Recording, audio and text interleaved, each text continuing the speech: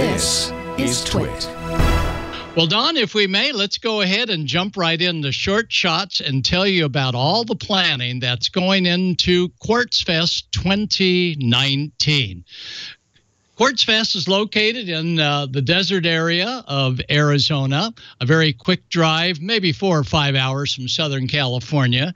Biggest question is, well, what are there assigned parking spots? Yep. Just go up to a cactus and pick your own spot. So Quartzfest, we're now celebrating probably 22 years, and I've been there for at least 21 of the 22. They'll, of course, have T-shirts and so on. But this weekend is also the VHF-UHF contest. And if 6 meters behaves like it did a couple of days ago, we're going to be working all over the place. So this weekend, everybody, dust off that 6-meter rig and come up on the air and enjoy. Because out at Quartzfest, we're going to be on the air, maybe with the ICOM 9700. Ray's got it all lubed up and ready to roll, so we'll put that little baby on the air as well. Well, when folks come into a ham fest or come into a convention, we never want to have anybody get lost because then they're in a bummer mood for the rest of the time. So plenty of signage at Quartzfest. And once they pull in, they check into the Welcome Center. And the Welcome Center is always staffed with the greatest people ready to get you all registered. And Quartzfest is free. None of us make a dime. There's no money that you have to spend on anything. And manufacturers really pull out the stops and coming up with all sorts of neat treats, ICOM America band charts, and just a lot of neat things like that for the taking. Out front, of course, is the Quartzfest schedule, and things get started this Sunday. Everybody likes to know where a schedule is. And this is Chris, KR1SS. Chris is our fearless leader for the next 8 to 10 days, and she's been on scene for the last few days, getting solar added to her big rig, and she's very confident that the weather is going to be just great and sunny the whole time. Lots of different type of vehicles that you're going to see there. There's our Convan, and we always say navigate to the Pink Pig. That'll get you in the area closest to the height of the activities. All sorts of neat rigs that fellow hams bring in, including tent campers. And tent campers, if you look carefully, there's looks like a bench or paddle in there, tripod off to the left. So CW will definitely be in use this coming weekend for the VHF contest. The sand is hard packed, so if you are in a wheelchair or a bicycle chair, this one's great. You'll have no problem getting around. The wind system is going to be there, so for those of you that have a wind system connection in your area, let me know because we'll be on the air as well over the wind system. Those arriving by night are guided by one of the lit up palm trees, and that'll keep everybody in the know where to go. There's Tracy and Jody. Tracy puts in, as well as Jody, a ton of time on getting everything ready for those that'll be doing the registration, getting the computer all in there, as well as sending out the Quartzfest newsletters. Nighttime, no problem. We always have a campfire going, movies on the side of a vehicle. Everybody brings their own. Thursday night is the Hootenanny. And there's Russ on the next to the right-hand side with a white beard. It's extra white because on his way down from his place up in Washington, his Jeep separated from his main vehicle, but came dutifully to a good stop without any major damage. So we're glad to have you there. And he's a mean guitar player, and he'll have the Hootenanny really rolling. And there's AC. He has his own type of guitar. I like that acoustic chamber. Yeah, okay. Anyway, he's always around. A lot of nighttime seminars about stars that we do at Quartzfest. Neil, W6FOG, you hear him on all of the RV nets. What a great guy. He just is there to make sure that everything goes smooth with a ton of pre-courtside effort ahead of time. And, Randy will be there as well. Randy says, getting ready for Quartzsite is like going on a field day, getting all that stuff. And you're absolutely right, Randy. And here's Jerry Ellsworth, AI6TK, and Amy.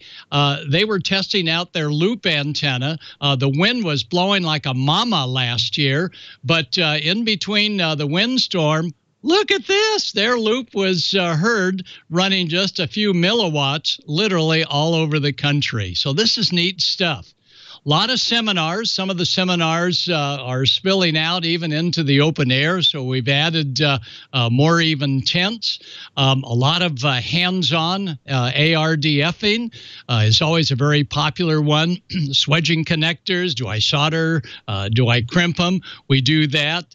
Oh, yeah, Arduino, look at that. A lot of breadboard kits out there for everybody to look at and put together. Special event station, Whiskey 7 Quebec. That's the beginning of it, and everybody's looking to see what's going to be there, and I guarantee there'll be a lot of FT8 and a lot of other of the digital modes, and, of course, the ICOM 9100, and maybe, Ray, we can get a hint of looking at the 9700 as well. That would sort of be fun. All of our special event station rigs are going to run off of that TAN battery to the left.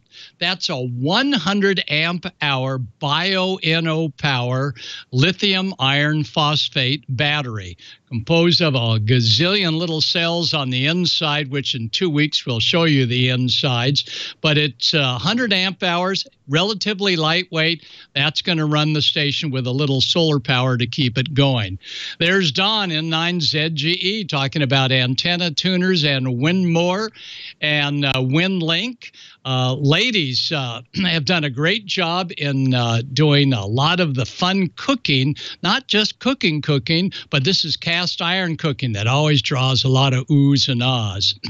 And there's Gary. He's taking Susie for a ride on off-road because we have an off-road adventure, and we have two different types, one for four-wheel drive vehicles that don't mind a little scratch here and there, and those for more modest vehicles. So take your pick for the off-roading.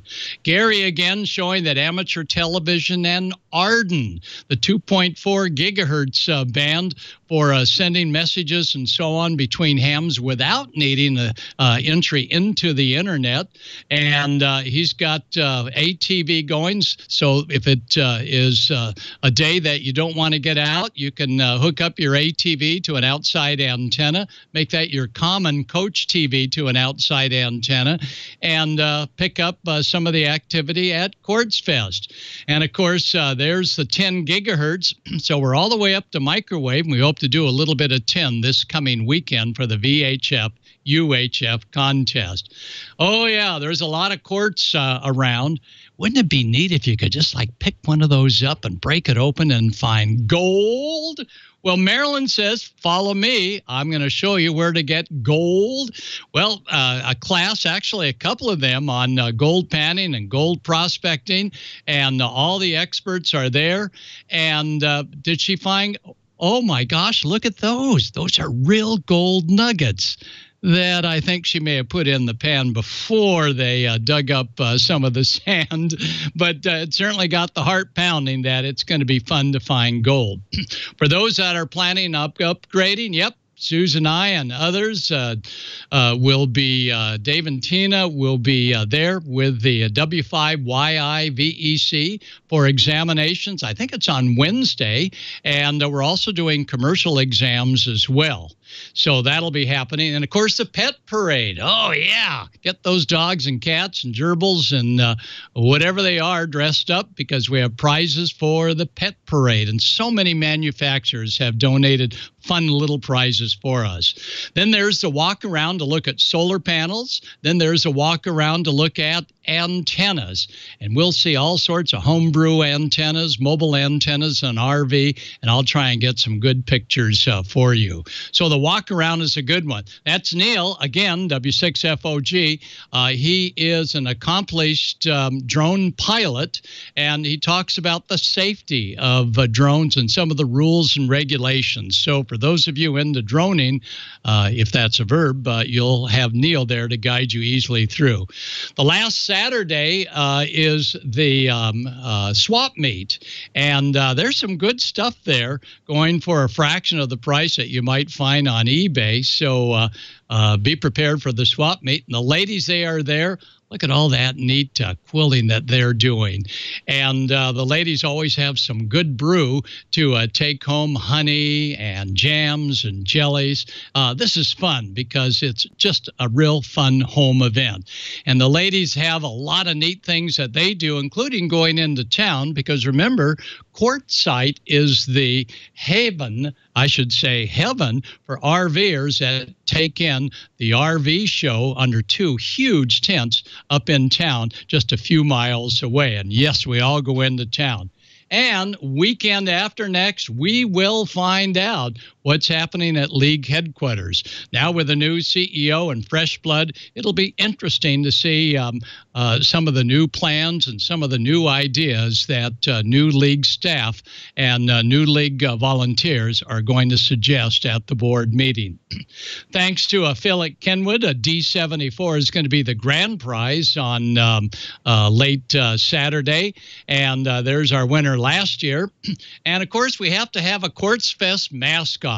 Don, this looks a little bit like our celebration of the Rams after we win, maybe, but there's our mascot, and much like Burning Ham Sam, we've got appropriate radios there, and so our final at Quartzfest is the Burning Ham Man roast, and as you can see. It's really taking place grand style.